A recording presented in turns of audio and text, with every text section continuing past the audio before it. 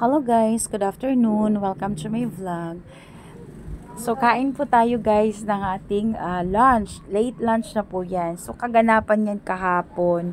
Umalis kasi ako kahapon guys kasi may transaction nga ako. At nag-usap naman kami ng asawa ko na aalis ako ng hapon. Pero nauna pa rin siyang umalis guys. Sabi ko, aalis ako dahil may gagawin ako, may transaction ako. At nilak niya na pala yung tindahan, wala lang tao. Dito din sa nahuli ako kasi nag-ayos pa ako tapos sinarado ko na din. And then ang una ko nga pinuntahan at around 3 PM nagpunta ako sa bangko kasi nag-update ako ng ATM ko. I-update lang natin kahit walang laman, di ba? Baka just in case na mayroon tayong pera, pwede na, ready na talaga. At after that, nagpunta naman ako sa M. Lawyer kasi yung aking customer nagpadala na ng bayad sa kanyang order, and then ipipick up ko kasi ipapadala ko din sa supplier. Ayan. Maraming salamat ma'am sa inyong dalawa sa aking love na customer. And then, late nga na ako ng breakfast. So, wala pa akong lunch.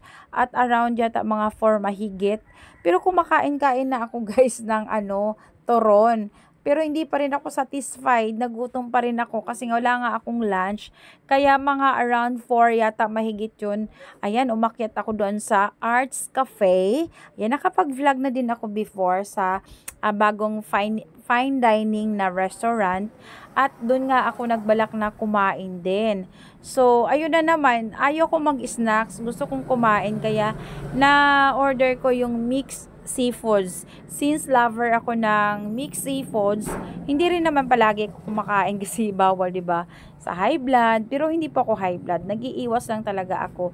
Isang cup na rice and din tubig lang. Hindi na ako nag-soft drinks kasi nga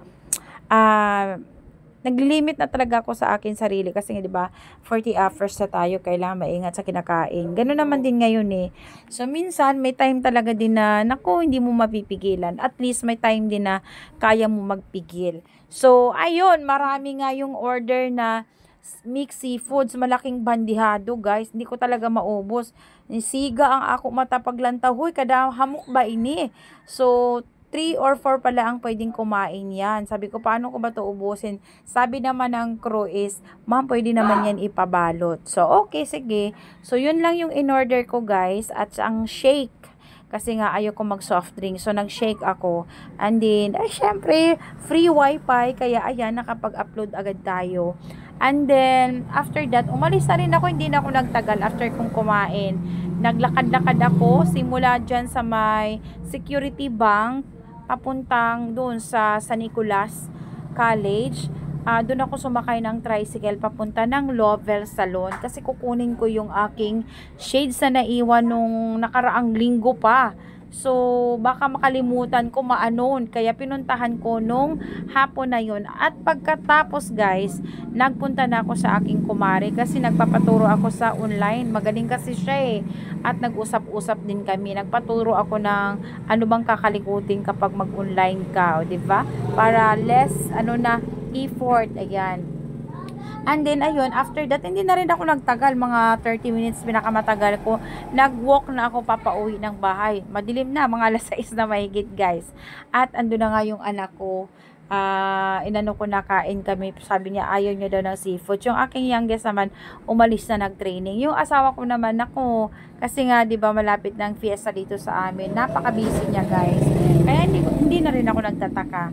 So, ayan, ninanamnam ko yung kinakain ko. Busog na busog ako guys. Ang sarap ng pagkain nila. Kahit 3 klase lang ng seafoods, pag magalit o feel na feel ko yung lasa niya kasi spicy. At yun, bitin ako ng sabaw niya guys. O dapat maraming sabaw. Pwedeng isahog sa pagkain. O diba? So, perfect. Ayan, dagdagan lang ng mga seafoods kasi mixed seafoods naman talaga eh. And then, thank you so much at nabusog ako ng Arts Cafe. Bye bye everyone!